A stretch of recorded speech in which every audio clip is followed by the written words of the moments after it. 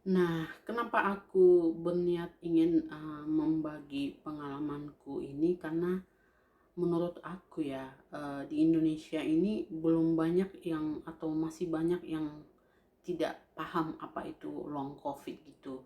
Jadi pemerintah juga sepertinya masih abai pada penderita long covid ini gitu loh. Jadi pemerintah itu masih fokus pada bagaimana mengobati orang-orang yang terkena covid sampai menjadi negatif, dan juga fokus pada pelaksanaan vaksin, sehingga tidak begitu memperhatikan bahwa sebenarnya banyak keluhan-keluhan yang kadang tidak dimengerti oleh para eh, penderita COVID yang telah sembuh. Jadi banyak yang kok begini ya, kok aku kembali merasakan seperti ini ya, atau kok aku negatif tapi gejalanya masih ada gitu. Jadi bingung, tidak tahu kenapa gitu loh. Jadi ini makanya aku ingin berniat membagikan pengalamanku juga, karena sebenarnya aku juga bingung mengalami gejala tapi kita tidak tahu kemana harus berkonsultasi gitu ya. Kalau di luar sana itu, negara-negara luar itu sudah memiliki klinik yang khusus untuk menangani penderita long covid gitu. Kalau di sini sepertinya tidak ada ya gitu ya, atau aku nggak tahu. Oke, jadi aku ceritakan dulu ya, awalnya aku itu kena covid. Jadi secara resmi aku itu kena covid itu pada tanggal 6 Januari 2021, walaupun sepertinya kalau ku rewind lagi itu aku itu sepertinya sudah kena di akhir Desember. Jadi awalnya itu pada tanggal 30 Desember itu anakku laki-laki itu bangun-bangun dia demam gitu loh. Mah, aku demam gitu. Jadi aku itu jadi takut. Waktu itu kami lagi pulang kampung guys, mudik. Nah, di saat bersamaan juga aku sebenarnya sudah agak batuk gitu. Batuknya ya sekali-sekali aja malam, tapi aku merasakan, aku juga sebenarnya orang yang sangat peka terhadap reaksi tubuh gitu ya. Aku merasa ini lain gitu loh. Nggak pernah aku mengalami batuk seperti ini. Jadi batuknya itu kering dan terasa gatal di tenggorokan gitu. Aku nggak pernah mengalami seperti itu gitu. Cuma aku kepikiran karena nggak mungkin ada di kampung gitu loh. Kami itu pulang kampung mudik justru untuk menghindari covid, karena di Jakarta sudah semakin banyak, jadi takut. Ya udahlah, lebih bagus kita pulang kampung dulu gitu loh. Itu sebenarnya tujuannya. Nah, jadi aku yakin ini bukan bukan covid gitu, karena anakku juga kadang mau demam seperti ini, jadi aku menganggapnya demam seperti itu. Kemudian pada tanggal 2 Januari kami balik ke Medan. Kampung saya di Samosir guys. Jadi kami balik ke Medan karena rencananya mau terbang pulang ke Jakarta itu tanggal 4. Jadi tanggal 3 itu aku bawa kedua anakku termasuk aku ke rumah sakit ada Malik Medan untuk ambil tes antigen, karena harus naik pesawat kan harus punya hasil tes antigen waktu itu, tidak bisa lagi rapid test gitu. Nah, kemudian waktu itu hasilnya ternyata anakku positif antigen ya. Nah, waktu hasil keluar aku sama putriku negatif, anakku positif. Waktu itu aku nggak merasa, aku pede aja bahwa itu bukan covid gitu, karena aku yakin itu bukan covid. Anakku memang demam tapi itu bukan covid gitu loh. Nah, kemudian setelah, tapi kan perlu langsung antisipasi gitu ya, karena waktu itu kami menginap di rumah saudara. Kami langsung mengungsi di tempat saudara lagi yang kebetulan ya punya kamar lebih lagi gitu yang bisa diisolasi gitu. Nah, kemudian tanggal 4 Januari kami bertiga itu memutuskan untuk PCR ke Prodia. Nah, pada saat mau PCR, nunggu mobil datang itu, tiba-tiba aku demam guys. Nah, pas aku udah demam, aku udah yakin, oh guys, oke, ini pasti COVID nih gitulah. Jadi aku hanya berharap, aku sudah yakin bahwa aku sama anakku yang cowok itu pasti pasti udah nggak mungkin, ini pasti udah COVID nih. Jadi aku hanya berharap anakku yang perempuan, adiknya si laki-laki, berharap dia itu tidak kena gitu. Nah, kemudian kami pergi PCR dan 2 hari kemudian memang hasilnya betul seperti dugaan saya itu kena positif, dan anak saya jadi yang perempuan tidak. Kan waktu itu kami 3 orang, bapaknya tinggal nggak ikut pulang kampung jadi bapaknya tinggal sendirian waktu itu di Jakarta. Akhirnya kami tindakan selanjutnya, kami berdua langsung isolasi lagi, karena kan nggak bisa juga yang kena itu, harusnya sih nggak satu kamar juga gitu ya. Nah, jadi aku sendiri satu kamar, anak saya juga satu kamar sendiri. Kemudian kami memutuskan langsung pergi ke rumah sakit untuk fototoraks, karena ini kan yang penting. Ini juga atas anjuran, kebetulan ada teman yang perawat gitu loh. Jadi kami pergi ke rumah sakit Elizabeth, kami bilang bahwa kami itu positif COVID dan apa tindakan selanjutnya gitu. Lalu mereka menyuruh, oke Bu, silahkan difoto dulu, ronsen gitu ya, paru gitu ya. Nah, jadi setelah di ronsen ternyata hasilnya bagus gitu loh. Jadi kami disuruh pulang isolasi mandiri aja. Jadi nggak bisa kita yang bilang kami aja, nggak bisa gitu. Jadi kami disuruh pulang dan kemudian diberi obat. Nah, tapi karena waktu itu menggunakan BPJS dan obatnya juga obat yang murah guys, jadi aku tidak sama sekali tidak makan obat yang diberikan dari rumah sakit ini. Aku beli sendiri itu berdasarkan obat-obat yang di-share di media sosial guys. Jadi aku beli obat untuk antivirus, anti radang, batuk karena aku juga batuk. Tapi anakku nggak batuk, jadi aku hanya aku aja yang minum obat batuk. Kemudian ada diare waktu itu dan pusing. Jadi pusing ini yang sangat sangat mengganggu waktu itu untuk aku dan anakku.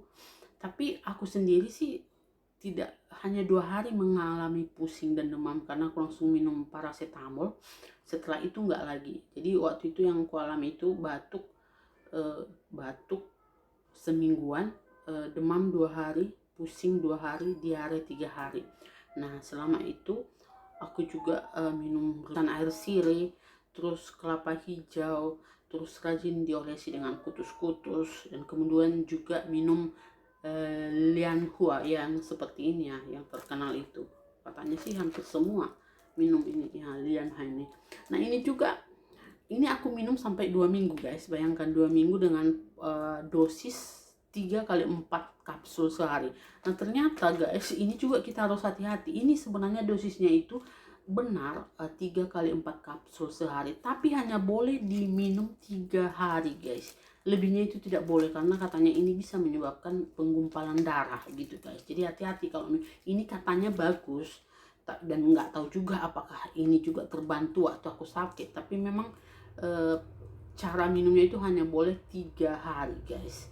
Nah jadi waktu itu juga aku tidak mengerti apa itu CT hasil dari positif itu kan ada CT. Jadi waktu itu anakku CT-nya 18 dan aku 10,8.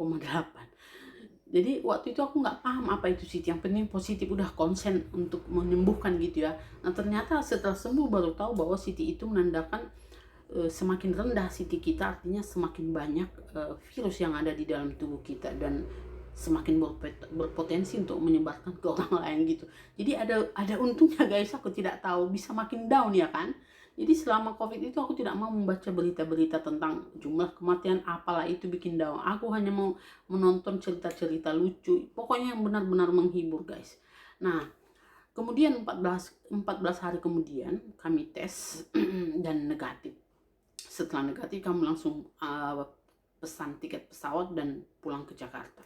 Jadi intinya guys, aku itu hanya mengalami bukan berat sih, agak pening itu yang paling mengganggu waktu itu. Sakit kepala itu 2 hari, demam 2 hari, diare 3 hari, dan batuk agak semingguan gitu loh. Ada yang parah 2 hari tiap malam gitu, tapi selebihnya enggak. Nah setelahnya itu udah dan penciumanku sempat hilang selama 3 hari gitu. Negatif 14 hari kemudian setelah isolasi mandiri kami balik ke Jakarta karena sudah negatif tesnya ya kan. Tapi guys, selama hampir 2 bulan itu guys, aku itu mengalami meriang setiap malam. Jadi pagi, siang, sore itu biasa aja gitu ya. Tapi kalau sudah malam, tarik selimut itu sudah meriang guys. Perasaan itu udah meriang, nanti besoknya bangun pagi biasa gitu kan. Jadi itu aku alami itu hampir setiap malam itu selama hampir 2 bulan guys. Nah selain itu juga penciumanku ini rasanya tidak pernah balik 100% sampai detik ini guys. Jadi udah 3 hari tidak bisa mencium, setelahnya sudah bisa. Nah sekarang juga sudah bisa, tapi ketajamannya itu tidak seperti dulu guys. Jadi dulu kalau mencium misalnya ada bau tai kucing gitu dari jauh saja itu aku udah bisa cium gitu. Nah kalau sekarang enggak guys, harus dekat dulu. Jadi sudah balik tapi aku kira itu tidak 100%. Nah kalau meriangnya kan sudah ya. Kalau hari ini sih puji Tuhan tidak lagi ya, dan semoga tidak lagi gitu loh, karena kita tidak tahu gitu kan. Nah tapi penciumanku ini memang sampai sekarang tidak balik lagi, dan ada keluhan-keluhan lain yang sepertinya berganti-ganti gitu guys. Jadi ini hidungku ini selalu tersumbat sebelah ya, hidungku selalu tersumbat, dan ini jarang aku alami, hampir nggak pernah lah sebelum kena covid. Kemudian aku juga sering banyak dahak gitu guys, jadi mengganggu gitu loh, nggak sampai mengganggu sekali tapi jadi bahan pikiran gitu loh guys, ini kenapa sih gitu loh. Jadi sering mau juga kadang batuk ya, sekali malam-malam sekali-sekali gitu, tapi karena kita sudah kena covid ini jadi bahan ke fisik mungkin tidak terlalu ngaruh gitu ya, tapi ke psikis kita loh. Jadi kita mikir ini apa gara-gara covid kemarin, apa ini long covid gitu ya. Jadi intinya guys, walaupun saya udah sehat ini tapi tidak pernah kembali, at least sampai detik ini ya, tidak pernah kembali seperti fisik saya sebelum kena covid. Ada aja sekarang gangguannya gitu. Kadang aku juga merasa kayak sesak napas gitu ya. Aku nggak tahu apakah sesak napas ini gara-gara long covid, karena sebelumnya juga memang sebelum kena covid aku pernah mengalami agak sesak napas selama hampir sebulan mungkin atau 2 minggu gitu, dan setelah ke dokter aku ada hipertensi gitu loh guys. Apakah itu, jadi dokter juga waktu itu kan belum, masih bingung, mungkin gara-gara itu gitu loh. Nah jadi kalau saat-saat ini aku kadang merasa ini kok agak sesak gitu loh guys, apakah gara-gara covid gitu ya. Nah jadi begitulah yang aku alami sampai hari ini. Kalau jadi gejala-gejala yang aku alami hari ini adalah penciumanku belum kembali 100%, terus kemudian hidung selalu mampet, sering banyak dahak, kadang-kadang mau juga batuk sekali-sekali ya, dan kemudian ya itu tadi mau terkadang sesak. Jadi kalau aku itu nggak tahu kita mau melakukan apa ya, karena mau ke dokter juga masa-masa sekarang bingung gitu ya. Jadi yang aku lakukan itu adalah benar-benar menjaga tubuh gitu loh. Jadi aku itu tiap hari itu rajin melakukan metode latihan pernapasan gitu loh. Siapa tahu itu kan untuk menjaga paru-paru kita. Kemudian tiap hari itu jalan kaki 45 menit dan memperbaiki pola makan ya. Mudah-mudahan ini semakin ke depan semakin baik gitu loh guys. Jadi ya begitulah uh, pengalamanku yang mengalami long covid. Long covid ini juga sebenarnya menurutku ini long covid ya, secara resmi kita juga nggak tahu gitu, dan semoga ini nggak makin berlanjut gitu ya, karena agak khawatir juga aku gitu. Kalau kita baca-baca itu kan pasien pertama yaitu pelatih penari yang terkena covid yang warga Depok itu dulu kan udah sembuh. Nah ternyata 10 bulan kemudian, bayangkan guys, 10 bulan kemudian dia kembali mengalami long covid gitu. Dia mengalami sesak, rontok rambut, kelelahan yang parah gitu loh. Jadi kita nggak tahu apakah kita nanti akan seperti itu gitu loh. Mudah-mudahan tidak ya. Nah jadi intinya guys, memang yang harus kita perhatikan ini ya, sembari kita menunggu vaksin ini, kita memang harus benar-benar memperhatikan protokol kesehatan, dan ini sangat membantu. Jadi kenapa aku bilang seperti itu guys, jadi selama aku kena covid ini anakku yang perempuan itu ikut. Jadi waktu aku sudah positif aja, dia itu tiap hari itu guys itu aku suruh pijet, karena aku nggak bisa tidur, pijet semua badanku itu pakai minyak kutus-kutus gitu kan, dan dia tidak kena loh.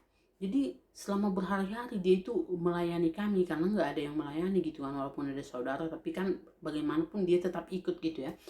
Dia yang kasih makan, memijat, kasih minum, bolak-balik ke kamar, tapi dia tidak kena. Karena kenapa guys, anakku yang perempuan ini dari pertama memang dia ini sangat ketat sekali soal protokol kesehatan. Dia itu paling rajin pakai masker, pakai rajin cuci tangan, hand sanitizer kemana gitu. Dan selama merawat aku dan selama merawat kami itu, dia juga menerapkan itu guys. Padahal kan virus ini kan pastinya sudah sangat berpotensi menular waktu itu ya, tapi dia tidak kena gitu loh guys. Padahal dia ini adalah punya riwayat alergi yang sangat parah gitu loh.